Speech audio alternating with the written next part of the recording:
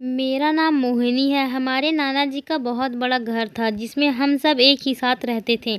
हमारे दादाजी मेरी मम्मी को पसंद नहीं करते थे। मेरे पापा ने लव मैरिज किया था, इसलिए हम अपने नाना के घर पर ही रहते थे। यहाँ पर मेरे पापा और मेरे एक मामा रहते थे। मेरी मम्मी को हार्ट अटैक के कारण मर गई थी। मामा भी किसी काम के लिए शहर जा रहे थे, तभी उनका एक्सीडेंट हो गया और मामा भी इस दुनिया में नहीं रहे। घर में मैं और मेरी मामी और मामी के बच्चे और नाना जी हम सब रहते थे। नाना जी अब मेरे पापा को ही अपना बेटा जैसा मानते थे, लेकिन इस घर में नाना का ही हुक्म चलता था। हर चीज़ बहुत ज़्यादा आती थी क्योंकि हमारे घर में काफ़ी लोग थे और एक नौकरानी थी जो बहुत ज़्यादा खूबसूरत थी। उसका नाम सोनम था।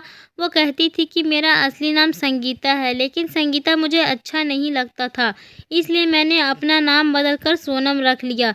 जैसे खूबसूरत लड़की का नाम सोनम ही होना चाहिए था। वह थी तो एक नौकरानी, लेकिन तेवर महारानी के जैसे थे। सोनम बहुत ज़्यादा बिगड़ी हुई लड़की थी और इसके पीछे मेरे नाना जी का हाथ था। वो मेरे नाना जी की चहेती थी। मेरे नाना का सारा काम वही करती थी। मेरे नाना बिस्तर से उठ भी नहीं पाते थे। वो इतने ज़्यादा कमज़ोर थे, तो उन्हें दवाई देना, खाना खिलाना, उनके कमरे की साफ़ सफाई करना और जब वो अकेले हो तो उनके पास बैठकर बातें करना, ये सारे काम वही करती थी। मेरे पापा कहते थे कि तुम लोगों का क्या फ़ायदा, उनकी उम्र है, उसमें तुम्हें उनके साथ रहना चाहिए और उनसे बातें करनी चाहिए, इनका ख्याल रखना चाहिए, इनकी खिदमत करनी चाहिए। जब वो कल को इस दुनिया से चले जाएंगे और सारी दौलत शीतल के नाम कर देंगे, तब तुम सबकी अकल ठिकाने आएगी। मेरे मामा इस दुनिया में नहीं थे, लेकिन उनके बच्चे थे और मेरा कोई भाई नहीं था, इसलिए पापा को फिक्र सताती थी कि नाना जी की सारी दौलत इन लोगों में बट जाएगी और मेरे पापा को कुछ भी नहीं मिलेगा, और जो मिलेगा बच्चे कुचे वो पैसे वैसे भी हम दोनों की शादी में लग जाएंगे। इसलिए वह परेशान रहते थे। लेकिन हम नाना के पास बैठते तो हमें बिल्कुल भी अच्छा नहीं लगता था। नाना जी अजीबोगरीब किस्म की बातें करते थे, किसी को पहचानते तक नहीं थे। ऐसे इंसान के साथ बैठकर क्या करते। मानती उनके पास बैठकर बहुत ज़्यादा खुश होती थी। सोनम कमरे में होती तो उनके कमरे में हंसने की आवाज़ें आती। सोनम के पास हर वक्त पैसे भी होते थे। एक दिन वो अंदर बैठे थे, मैं भी अंदर चली गई और सोनम का मंजर देखकर हैरान हो गई, क्योंकि मेरे नाना जी के हाथ में ढेर सारे पैसे थे और वो पैसे नौकरानी को पकड़ा रहे थे। ये पैसे कम से कम 60,000 तो लग रहे थे। मैंने कहा कि ये क्या हो रहा है, आप इतने सारे पैसे क्यों दे रहे हैं? तो मेरे नाना जी ने कहने लगे कि ये इसकी तनख्वाह है। तो मैंने कहा कि मुझे भी पैसे चाहिए। उन्होंने मुझे 1,000 का नोट पकड़ा दिया। मैंने कहा 1,000 में आता ही क्या है, नौकरानी का 60,000 दे रहे हैं, जबकि उनकी तनख्वाह 60,000 नहीं थी और अपनी पोती के लिए 1,000 है। पापा कहते हैं नाना के पास जाकर बैठा करो, लेकिन वो तो हमसे प्यार ही नहीं करते। जबकि इनके ऐसा हालत है तो हम अपना वक्त बर्बाद क्यों करें। मैं बाहर आ गई और अपने पापा से टकरा गई। वो मुझसे पूछने लगा, कहाँ से बौखलाती हुई आ रही हो और तुम्हारा ध्यान कहाँ है। मैंने उन्हें सारी बात बताई तो वह हैरान रह गए और पूछने लगे, ठीक है, तुमने उनको पैसे देते हुए देखा था? तो मैंने कहा, हाँ, मैंने खुद अपनी आंखों से देखा है। वो खुद इस नौकरानी को पैसे दे रहे थे और कह रहे थे कि यह उनकी तनख्वाह है। तो पापा ने कहा कि पहली बात तो यह है कि तनख्वाह का वक्त नहीं आया, 28 तारीख को महीना होता है और बीच में हम किसी को भी पैसे नहीं देते। और दूसरी बात कि हर महीने की तनख्वाह सिर्फ 12,000 है। तो फिर पापा ने इसे 60,000 क्यों दिए? मेरे पापा गुस्से में आ गए। मेरे पापा नाना को अपने पिता से भी बढ़कर मानते थे। उनका यह सब जानकारी इतना गुस्सा आया कि वो खुद को नाना जी के कमरे में जाने से रोक नहीं पाए। मैं भी पापा के पीछे पीछे जाने लगी और उनकी बातें सुनने लगी। पापा ने सवाल करना शुरू कर दिया तो नाना जी ने कहा कि इस बेचारी के घर में कोई मुसीबत आ गया था। इसकी बेचारी माँ बीमार थी तो मैंने इसे पैसे दे दिए। तुम्हारी बेटी तो बड़ी जासूस है, हमारे कमरे में आकर जासूसी करके चली गई और घर में फसाद करवा दी। क्या किसी गरीब को कुछ पैसे दे दिए तो क्या हो जाएगा? मैं बिस्तर पर पड़ा हूँ, मरते मरते कोई नेकी कर लूँ तो तुम लोगों को क्या परेशानी है? तुम लोग क्या चाहते हो कि ये पैसे भी तुम लोगों के मुँह में चले जाए? तुम लोगों से मुझे कोई फ़ायदा है? मुझे ज़रूरत होती है, जब मेरा दिल भारी होता है, जब मुझे किसी से बात करनी होती है तो तुम लोग मेरे पास आकर ना बैठे हो, ना ही तुम्हारे बच्चे, तो सिर्फ मैं क्या करूं? पापा तो शर्मिंदा हो गए, मुझसे कहा अगर नाना के कमरे में जाओगी तो इधर उधर की बातें मत करना। पापा बहुत परेशान लग रहे थे और गुस्से में भी लग रहे थे क्योंकि उनकी बेइज्जती हो चुकी थी और वो सीधा अपने कमरे में चले गए। कुछ दिन बाद पापा ने मुझे एक और खबर सुनाई जिसे सुनकर मैं और भी ज़्यादा हैरान रह गई। मेरी छोटी बहन काफ़ी छोटी थी, वह 12 साल की थी और मेरी उम्र 20 साल थी। इसलिए मैं और पापा आपस में बातें करते रहते थे।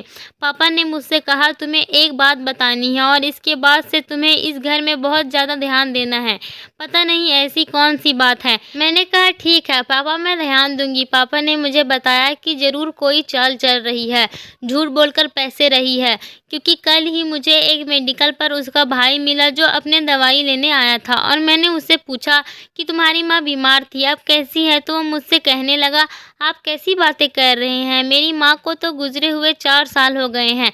यह बात सुनकर मैं हैरान रह गया। इसलिए नाना से अपनी माँ की बीमारी का झूठ बोलकर पैसे ले लिए थे, जबकि उसकी माँ तो इस दुनिया में ही नहीं है। पापा ने कहा कि ये लड़की बहुत चालाक है, इसलिए मैं तुम्हें ये सब बता रहा हूँ। तुम इसकी तरफ से एहतियात करना और इसके ऊपर नज़र रखना। एक दिन मेरे कुछ दोस्त मेरे घर आई। हमारे नाना के घर में दौलत की कोई कमी नहीं थी, इसलिए यह शायद मेरे दोस्त मुझसे बातचीत करती थी और मेरे घर आती जाती रहती थी क्योंकि उन्हें अच्छा खाना मिलता था, अच्छी चीज़ें मिलती थी। वापसी में मैं उनका किराया भी दे दिया करती थी और नौकरानी को देखकर कहने लगती कि ये कौन है। मैंने कहा कि यह नौकरानी है, तो वह कहने लगी कैसे बातें करती हो नौकरानी, और ये इसने जो सूट पहना है वो 18,000 का है। यह सुनकर मैं हैरान हो गई। मैं कहने लगी वाकई? तो उन्होंने मुझे नेट पर देखकर बताया कि वो सूट 18,000 का है और यह नया नया मार्केट में आया है। बहुत कम लोग हैं जिन्होंने इस सूट को खरीदा है। तुम्हारे घर की नौकरानी ने 18,000 का सूट पहना है और तुम्हें पता भी नहीं है। यह सूट तुम्हें पहनना चाहिए था। मुझे तो ये देखकर आग लग गई कि हमारे घर की नौकरानी इतने महंगे महंगे कपड़े पहन कर आ रही है। वह सारे घर में ऐसे फिर रही थी जैसे इस घर की मालकिन है। उसे सिर्फ खाना बनाने का काम ही कहा जाता था, इसे सिर्फ किचन में खाना बनाना ही होता था। वो खाना अच्छा बनाती थी और खाना बनाते ही नाना जी के कमरे में चली जाती थी। एक दिन वह नाना जी के कमरे में ही थी और कमरे में से हंसने की आवाज़ें आ रही थी। मैंने सोचा मैं भी तो देखूं ऐसी क्या बात है जो इतना हंसा जा रहा है। कहीं ना कहीं प्यार तो नहीं उठ रहे हैं और ये नौकरानी उठाए जा रही है। मैंने दरवाज़ा खोलने की बहुत कोशिश की, मुझे दस्तक देने की कोई ज़रूरत नहीं थी। क्या मेरा अपना घर था और मैं इस घर की मालकिन थी?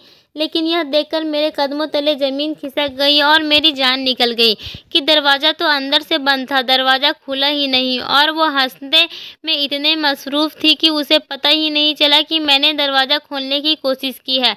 मैंने फ़ौरन पापा को कॉल की और ये सब कुछ उन्हें बता दिया। पापा भी हैरान रह गए और कहने लगे कि पता नहीं इस घर में हो क्या रहा है, कहीं कुछ ऐसा तो नहीं हो रहा जिसकी वजह से हम सब पर मुसीबत आ जाए। नौकरानी दिन ब दिन हम सब के सर पर सवार होती जा रही थी।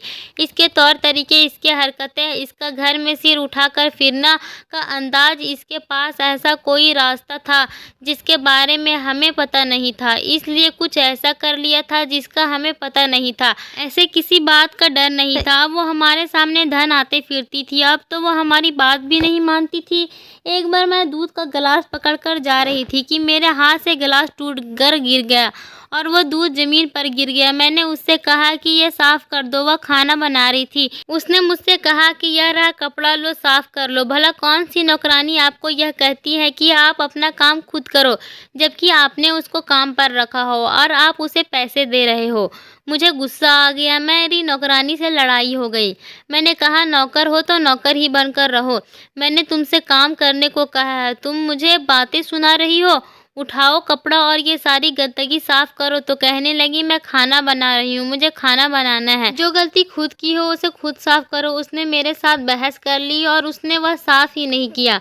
फिर बाहर से चपरासी अंदर आए, उन्होंने वो देखा तो साफ कर दिया, जबकि उनका काम नहीं था। मैंने भी नहीं किया क्योंकि मुझे भी गुस्सा आ गया था। मैंने यह बात पापा को बताई और कहा कि नौकरानी को घर से निकाल दे। पापा ने कहा ठीक है, इसे तो नौकरी से निकाल देना ही चाहिए।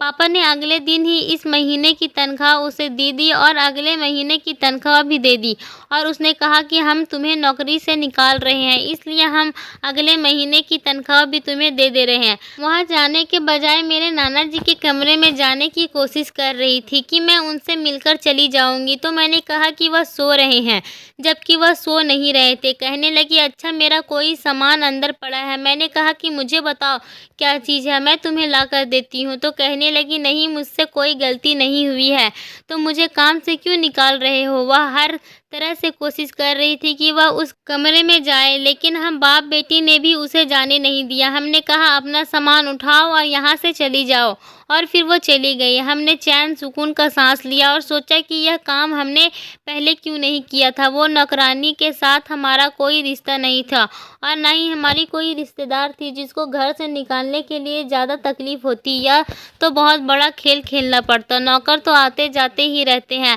पापा ने कहा कि कोई और नौकरानी ढूंढते हैं जो खाना बनाए करे, और इस दफ़ा कोई बड़ी उम्र की औरत लेकर आऊँगा जिसका काम खाना बनाना होगा। हमें इस तरह की नौकरानी नहीं चाहिए। सोनम को घर से निकाल कर मैं बहुत खुश थी, लेकिन अभी सोनम को गए हुए कुछ ही घंटे हुए थे कि रात हुई थी और नाना जी की तबीयत बहुत ज़्यादा खराब हो गई। पापा ने कहा शायद दिन का वक्त आ गया है, जल्दी जल्दी जाओ। सब नाना जी के पास पहुंच गए। उनके सिरहाने बैठे थे। वह काफ़ी देर से बुरी तरह से रो रहे थे, जैसे ही उन्हें बहुत ज़्यादा दर्द हो रहा हो। पापा बार बार पूछ रहे थे कि क्या हुआ, दर्द हो रहा है, आपको डॉक्टर के पास ले जाते हैं। डॉक्टर को भी बुला लिया था, डॉक्टर भी घर में ही मौजूद था।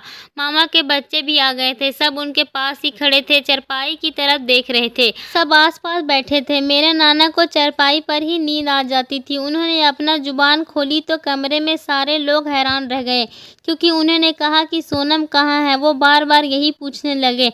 हम सब लोग खामोश हो गए। मामी ने कहा पता नहीं कहाँ गई है, इस टाइम तो घर पर ही होती है। तो मेरे पापा ने कहा कि मैंने उसे काम से निकाल दिया है। इतना कहना ही था कि मेरे नाना जी ने मेरे पापा की कलाई को जोर से पकड़ा और कहा कि किससे पूछकर तुमने उसको काम से निकाला है। हम सब लोग हैरान हो गए। इसको बुलवाने से आपका क्या मतलब है? आपको कोई मसला है तो हमें बताएं। डॉक्टर वहाँ पर खड़ा है। तो वो कहने लगे कि यह नहीं, मुझे सोनम की ज़रूरत है। यह सुनकर सब ने अपने कानों पर हाथ लगा लिया। नाना किस किस्म की बातें कर रहे थे, लेकिन मरता क्या ना करता। उन्होंने इतना शोर डाल रखा था कि 1 बज रहे थे और वो बस एक ही रट लगा रहे थे कि मासी को लेकर आओ, सोनम को लेकर आओ। मजबूरन मेरे पापा को जाना पड़ा और उसको उसके घर से लेकर आना पड़ा। पापा ने वापस आकर बताया कि वो बहुत नखरे दिखा रही थी, कि कह रही थी कि मैं नहीं जाऊंगी क्योंकि तुम्हारा बाप मर रहा है और तुम मुझे लेने के लिए आ गए हो। वो बहुत बुरी हरकतें कर रही थी। उसके आने की देर नहीं थी कि नाना जी बिल्कुल ठीक हो गए। वो नाना का हाथ पकड़कर बैठ गई। सारे घर वाले हैरान हो गए और मैं कहने लगी कि हमारे घर में हो क्या रहा है, इस औरत को यहाँ से निकालो। मेरे पापा ने कहा कि इस औरत को यहाँ से निकाल दिया था, लेकिन फिर जो हुआ वो तुम सब ने देखा है। अब तुम यह बताओ कि हम सब क्या करें। मैं तो बहुत परेशान हो गई। नाना जी के सामने पापा ने अपनी इमेज खराब कर दी। ऐसे देख रहे थे कि जैसे उनको जान से मार डालेंगे। मासी के चेहरे पर मुस्कुराहट थी, वो बहुत ज़्यादा खुश थी। नाना जी ने फ़ौरन से पैसे निकालकर उसे दिए और कहा कि तुम्हारा रोज़गार कोई बंद नहीं कर सकता। मैं अभी इधर ही हूँ, मैं अभी मरा नहीं हूँ। जो लोग चाहते हैं कि मैं मर जाऊँ तो वो लोग कान खोलकर सुन ले कि मैं अभी इस दुनिया से जाने वाला नहीं हूँ। पानी सर से गुजर चुका था। अब तो सब घर वालों को पता चल गया था कि इस घर में क्या हो रहा है। जो भी हो रहा था वो बिल्कुल अच्छा नहीं हो रहा था। एक नौकर का घर के मालिक से इतना करीब होना सही नहीं था। मैंने सबको यह भी बताया कि जब सोनम अंदर जाती है तो अंदर का दरवाज़ा भी बंद होता है। सबने अपने कानों पर हाथ रख लिया और मामी ने कहा कि मुझे ऐसा लगता है मरने से पहले हमें शर्मिंदा करवा कर ही जाएंगे। दरवाजे बंद करने का क्या मकसद हो सकता है?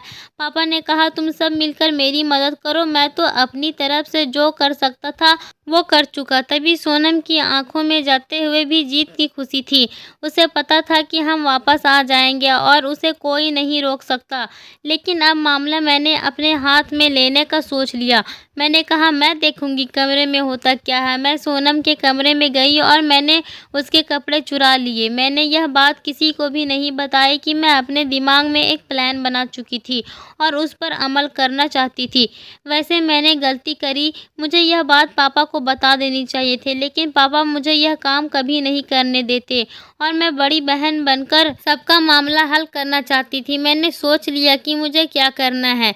जब सोनम किचन में काम कर रही थी तो मैंने चुपके से जाकर किचन का दरवाज़ा बंद कर दिया और चपरासी से कह दिया कि दरवाज़ा नहीं खुलना चाहिए। चपरासी अंकल बचपन से ही मेरे साथ खेला करते थे। वो मेरी बात मानते थे। मैं उस नौकरानी के कपड़े पहनकर नाना जी के कमरे में चली गई और दुपट्टे को थोड़ा आगे कर लिया। वो मुझे देखकर समझने लगे कि मैं सोनम हूँ। दरवाजे भी मैंने अंदर जाकर बंद कर दिया। नाना जी कहने लगे कि आज तुम दुल्हन बनकर आ गई हो, क्या हो गया है? तो मैंने आगे से सिर हिला दिया। तो कहने लगी, अच्छा अच्छा, आज तुम दुल्हन हो और दुल्हन बनने की कोशिश कर रही हो। मैं जाकर उनके कदमों के करीब चारपाई पर बैठ गई। फिर इसके बाद इस कमरे में जो हुआ वो देखकर मेरी जान निकल गई, क्योंकि उन्होंने बात ही कुछ ऐसी की थी। उन्होंने कहा, रोहित की दुल्हन होना तो रोहित जल्दी आ जाएगा। मैं जब तुम लोगों की शादी करवा दूंगा और ये काम करके ही मैं इस दुनिया से जाऊंगा। रोहित कोई और नहीं, मेरे मामा का बेटा था और शायद उसका चक्कर सोनम से चल रहा था और ये दोनों आपस में शादी करने वाले थे। नाना जी को इस बात का पता था। सोनम इस घर की रानी बनने वाली है, यानी कि खानदान की बहू बनने वाली थी। मैं क्या करती? मैंने नाना जी से कहा कि मैं आपके लिए पानी लेकर आती हूँ। मेरी आवाज़ थोड़ी बदल गई और मैं वहाँ से बाहर आ गई। मेरी सांस फूली फूली हुई थी और किसी को पता भी नहीं था कि मैं क्या करके आई हूँ। मैंने फौरन कपड़े बदले और चपरासी से पूछा, इसका पता तो नहीं चला? उन्होंने कहा कि नहीं, वो अपने काम में लगी हुई थी। किचन का दरवाज़ा मैंने खुद खोला। मैंने इतना सब कुछ कर दिया लेकिन किसी को पता नहीं चला। मैं पापा का इंतज़ार करने लगी। उनको कॉल किया, वो किसी काम में व्यस्त थे। रात को जब वह घर आए तो मैंने उनसे कहा कि मुझे आपसे बहुत ज़रूरी बात करनी है। मैंने पापा को सारी बात बताई तो यह सुनकर वह भी हैरान रह गए। पापा ने सारे लोगों को बताया और जब मामी को यह बात पता चली वो तो बिल्कुल हैरान रह गई, क्योंकि उनको इस बात का पता ही नहीं था। रोहित को बुलाया गया। सब मामी के कमरे में इकट्ठा हुए। रोहित ने कहा कि मैं इस लड़की से मोहब्बत करता हूँ और इस बात का दादाजी को भी पता है। आपको शायद नहीं पता कि दादाजी ने हाँ कर दी है और वसीयत भी कर दी है कि हमारी शादी होगी, चाहे वह इस दुनिया में ही रहे या ना रहे। पापा ने कहा, तुम पागल तो नहीं हो गए हो ना? तुम एक नौकरानी से शादी करोगे? सारे घर वालों ने मिलकर रोहित को समझाया, लेकिन उसने एक ना सुनी। वह कहने लगा कि वह नौकर है तो क्या हुआ, यह बहुत ज़्यादा खूबसूरत है और मैं इससे मोहब्बत करता हूँ। आप लोग मेरा कुछ नहीं बिगाड़ सकते। दादाजी मेरे साथ हैं। और वो भी नाना जी के साथ जाकर मिल गया और नाना जी ने दूसरे दिन यह प्लान करा कि अगले 4 दिन में इनकी शादी हो जाएगी। मेरी ज़िंदगी का कोई भरोसा नहीं है। इसके शादी करवा कर ही मैं इस दुनिया से जाऊंगा। इसका बाप इस दुनिया में नहीं है। मामी बेचारी रोकती रह गई। उनकी आंखों के सामने उनके बेटे की शादी हो गई। घर में सजावट भी करवाई गई और धूमधाम से शादी हो गई। लेकिन असल बात यह थी कि नाना जी अचानक इस दुनिया से चले गए। हम सब बहुत दुखी थे और एक बड़ी खबर ने हमें परेशान कर दिया। वो है कि जायदाद का एक बड़ा हिस्सा रोहित और सोनम के नाम कर दिया। हम सब बहुत परेशान थे क्योंकि हमारे घर का एक शख्स उनसे मिला हुआ था। इस बारे में हम कभी बैठकर सोचते हैं तो यही सोचते हैं कि शायद हमें अपने नाना जी की खिदमत कर लेनी चाहिए थी। अगर हम उनके पास बैठा करते और उन्हें वक्त देते तो उनके किसी की ज़रूरत नहीं पड़ती। पता नहीं हमारी गलती थी या किसी और की, लेकिन कुछ भी हो, रोहित और सोनम तो अपनी किस्मत चमक गए। नाना जी भी इस दुनिया में नहीं रहे। बाकी जायदाद से हमें जो हिस्सा मिला बस इतना ही कि हमारा गुजारा चलता रहे। सोनम और रोहित दौलत लेकर दूसरे शहर में जाकर बस गए। वो ना ही हमसे मिलते हैं और ना ही बात करते। मेरे पापा की तबीयत खराब रहती है और वह इस कमरे में ही रहते हैं जहाँ पर नाना जी रहते थे। मैं अपने पापा का बहुत ख्याल रखती हूँ, उनसे बातें करती हूँ। मेरे पापा कहते हैं पता नहीं किसकी गलती थी, लेकिन जो हुआ ठीक नहीं हुआ। इस बात का दुख हमेशा रहेगा। हम सब खानदान को ये याद रहेगा, इस खानदान में कोई सोनम नाम की लड़की आई थी जिसने हमें जलील करके छोड़ा था। दोस्तों, उम्मीद करती हूँ आपको हमारी कहानी पसंद आई होगी। कहानी पसंद आई है तो वीडियो को लाइक करें और चैनल को सब्सक्राइब करें।